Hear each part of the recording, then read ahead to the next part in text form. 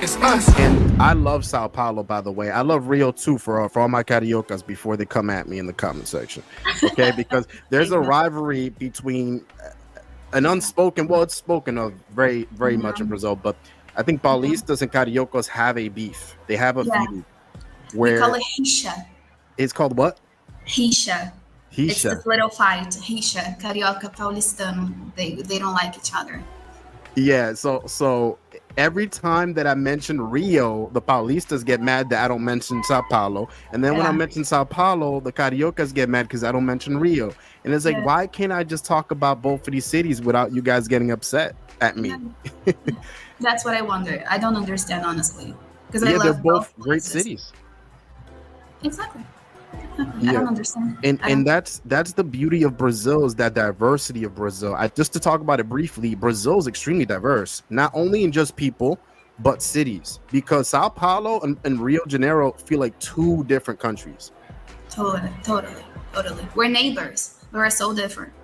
And they're not that far away from each other. I think it's like 5 hours away by bus, and then an hour or so away in an airplane. Less, 40 minutes.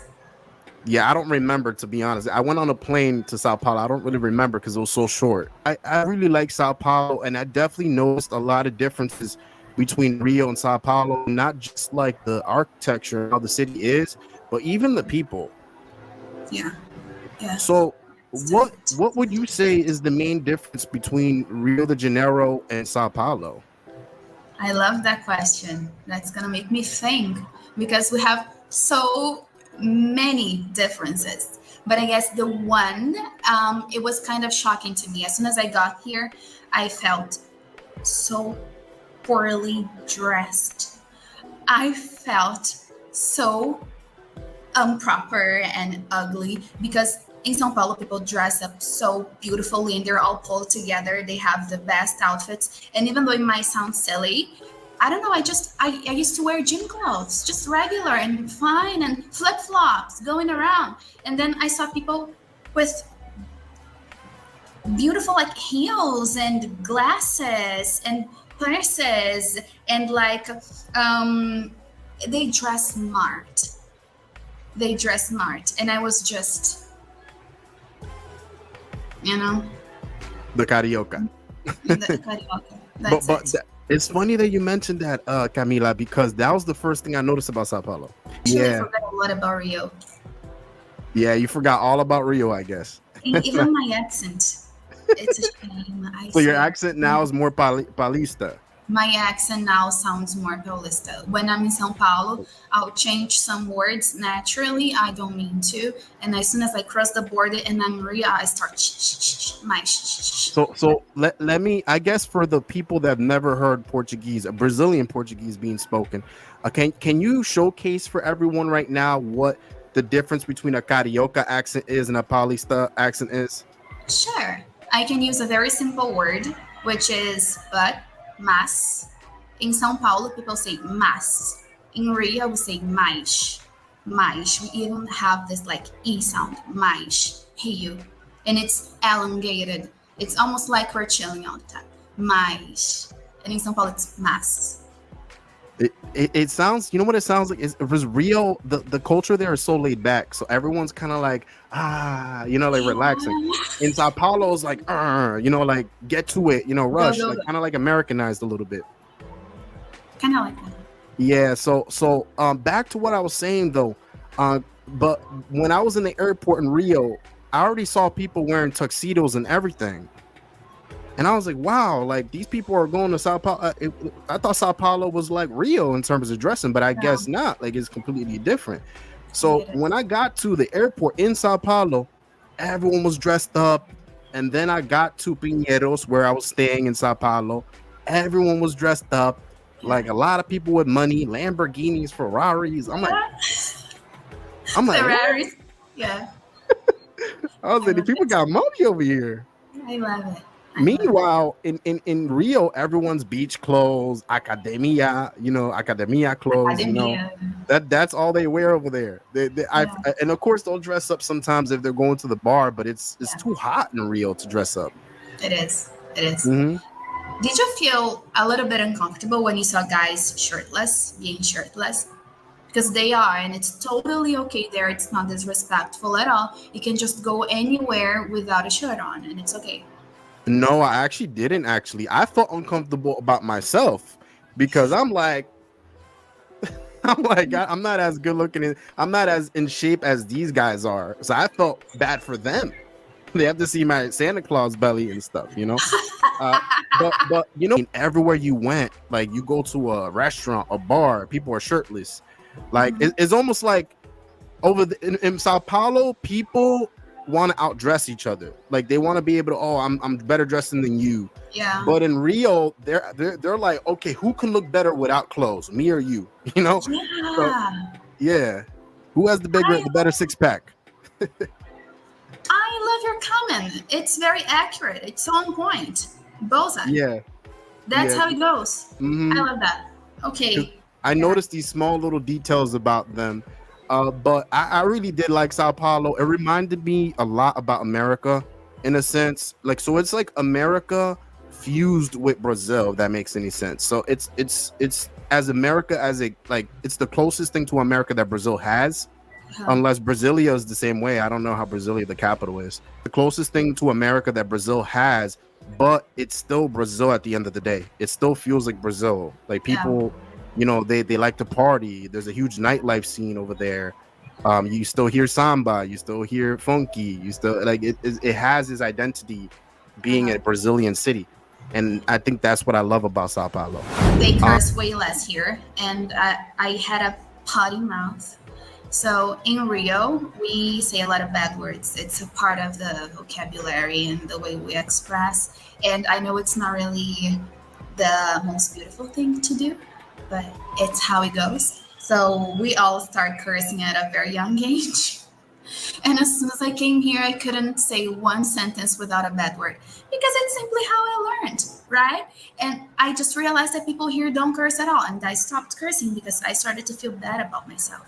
I would love to see how you were. How many years have you been living in Sao Paulo, by the way, if you don't mind me asking? It's gonna be a year and 3 days. Oh wow! So you haven't been in Sao Paulo that long. Yeah. Wow. I would have loved to see you a year ago, 2 years ago, and how you spoke, how you spoke back then. Because right now, like I'll go in the lessons with you, and you'll be so professional and so well spoken, and I'm like, wow, she's so professional. Yeah. I can't imagine you cursing. I can't. I used to curse a lot. My grandma would curse. Everybody curses in my family. They curse 80 times more than me, though. I stopped cursing. I'm about to ask your family if they're here. I mean, la familia de Camila. Camila habla mucha basura. Oh no. Palavrão.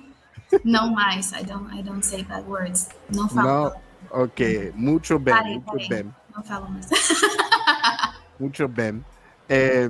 But no, that I love that. I really love my time in Brazil. It was a great time, and you definitely live in a very great city, Sao Paulo, because I loved it over there and how really nice it was and everything. Did you see Jardins? Sorry, I'm sorry. No, go ahead. What were you saying? Did you go to Jardins? No, I didn't. Oh yeah, you were in Higienópolis. Was it Higienópolis? Pinheiros. Pinheiros, amazing place though. I don't think they're that far from each other though, right? Pinheiros and Jardim? No, not really. Like 2 stations if you get a subway. Yeah, I didn't do, to be honest with you, I didn't really do as much as I thought I did because I went to Sampa Sky. I think that was the farthest I've ever been in Sao Paulo. Yeah. Sampa Sky. You've been there before, right? I wanted to go to Sampa Sky last year. You've never been to Sampa Sky? No, people discouraged me. I mean, my fault that I didn't go, but they were like, are you gonna pay 100 reais to go there? Go to Sesc. Sesc is for free. And actually, there's a place in São Paulo have many Sescs. Sesc, many Sescs everywhere. And it's like a cultural center. And there's one very, very close to my house. It's on Paulista Avenue. And they have a beautiful rooftop, very high, very beautiful, and it's for free. So let me ask you this then, Camila. Are you a big Harry Potter fan by any chance? I am. Why did you ask me that? The reason why I'm asking you that, because you're looking spooked. You're like, how did you know that? You know, the reason why I'm saying that is because in Sampa Sky they have a Harry Potter area where you get to take a picture with the broomstick. You get to put on a wardrobe like Gryffindor, Slytherin, and there's like a dragon in the background. It's so cool. So yeah, guys, they got like a Hogwarts theme thing over here. So they got like scarves, capes, everything. So I'm gonna unleash my inner Gryffindor. You guys about to see it.